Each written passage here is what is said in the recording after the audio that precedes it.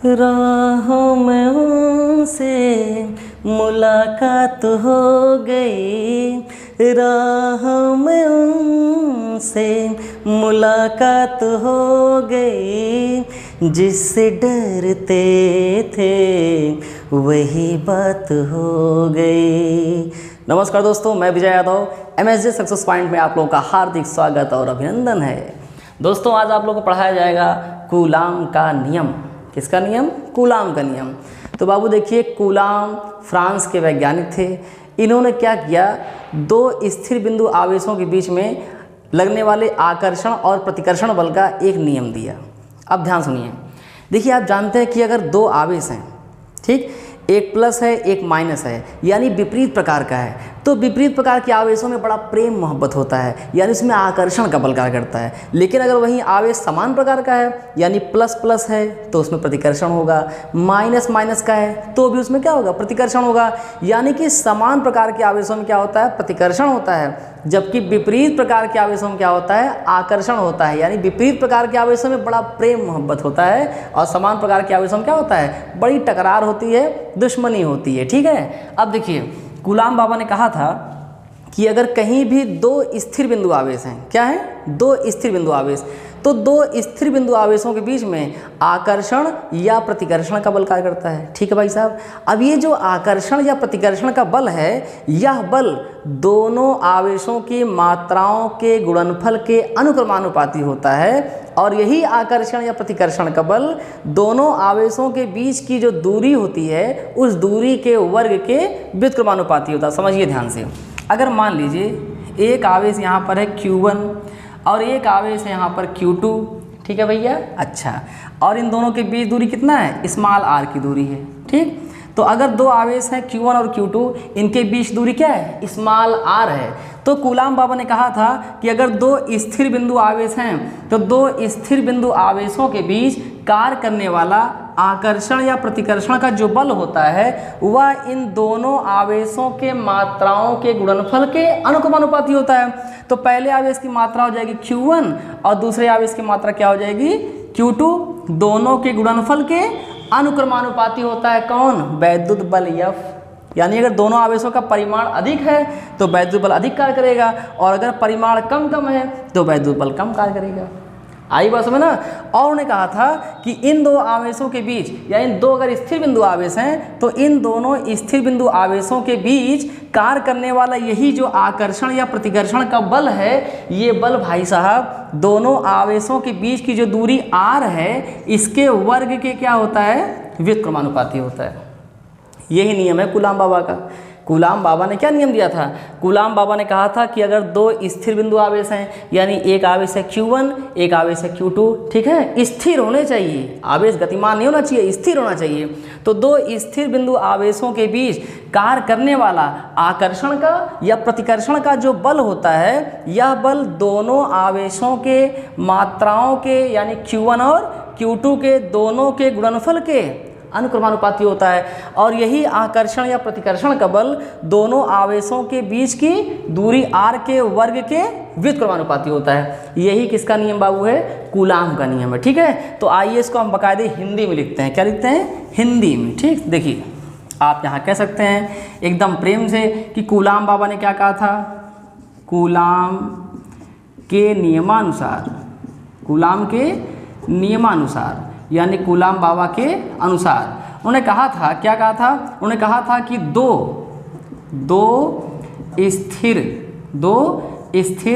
बिंदु आवेशों, दो स्थिर बिंदु आवेशों के बीच कार्य करने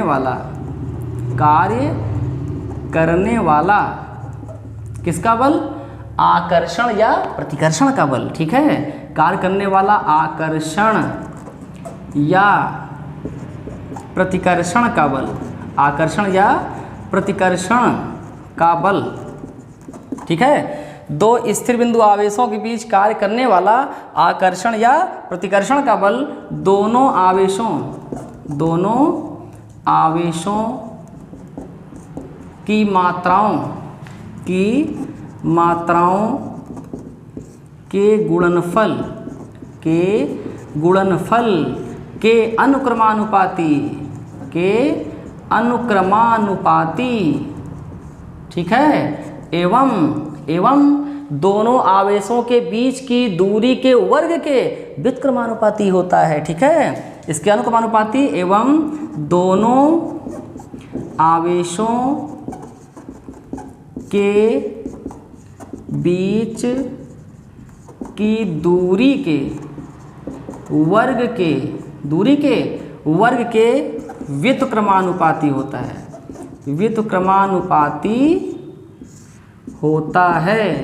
ठीक है भाई साहब।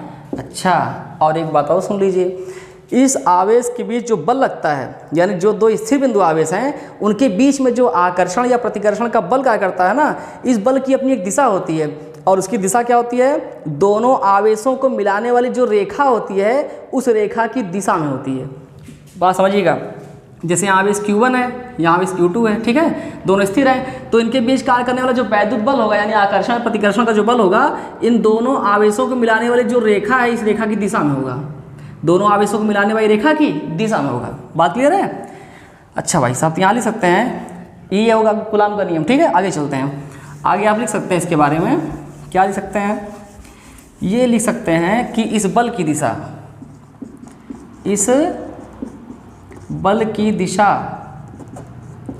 दोनों आवेशों को मिलाने वाली रेखा के अनुदिश होता है, या बल की दिशा जो होती है दोनों आवेशों को मिलाने वाली रेखा के अनुदिश होती है, ठीक है। ये कूलाम बाबा का नियम है, ठीक है भाई साहब। अच्छा, अब चलते हैं थोड़ा सा इसको गणितीय रूप में प्रूव करते हैं, ठीक। तो देखिए, कूलाम बाबा ने कहा था कि अगर दो स्थिर बिंदु आवेश हैं, माना एक आवेश यहाँ Q1 है और दूसरा आवेश क्या है भाई साहब, Q2 है, और इन दोनों आवेशों के बीच दूरी कितना है, स्मॉल r की है, ठीक। तो बाबू, अगर इन दोनों आवेशों के बीच दूरी स्मॉल r की है, दोनों आवेश स्थिर हैं, तो कूलाम के नियमानुसार इन दोनों आवेशों के बीच कार्य करने वाला जो वैद्युत बल F होता है वो दोनों आवेशों के मात्राओं के गुणनफल के अनुक्रमानुपाती होता है, यानी कि ये बल Q1 और Q2 दोनों आवेश की मात्राएं हो गई, इन मात्राओं के गुणनफल के अनुक्रमानुपाती हो जाएगा, ठीक है। ये आपका पहला संबंध आ गया। दूसरा संबंध उन्होंने क्या कहा था, दूसरे संबंध में उन्होंने कहा था कि इन्हीं दोनों आवेशों के बीच कार्य करने वाला जो आकर्षण या प्रतिकर्षण का बल होता है वो इन दोनों आवेशों के बीच की जो दूरी r होती है, इस दूरी के वर्ग के क्या होगा, व्युत्क्रमानुपाती होगा। अरे बस ना, अब इन दोनों संबंधों को प्रेम से एक ही मिला दीजिए, दोनों संबंधों को एक ही में मिला दिया जाए।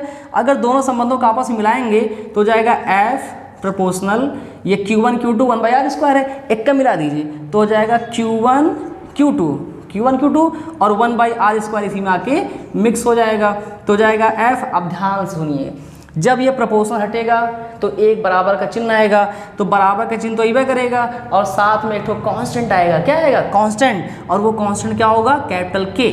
प्रपोर्शनल हटेगा, बराबर का चिन्ह, और एक यहाँ पर अनुक्रमानुपाती नियतांक आएगा K, ठीक है। और ये बाबू आपका Q1 Q2/r² सब कुछ वही से पड़ा रहेगा, ये हो जाएगा Q1 Q2/r², ठीक है भैया, ठीक।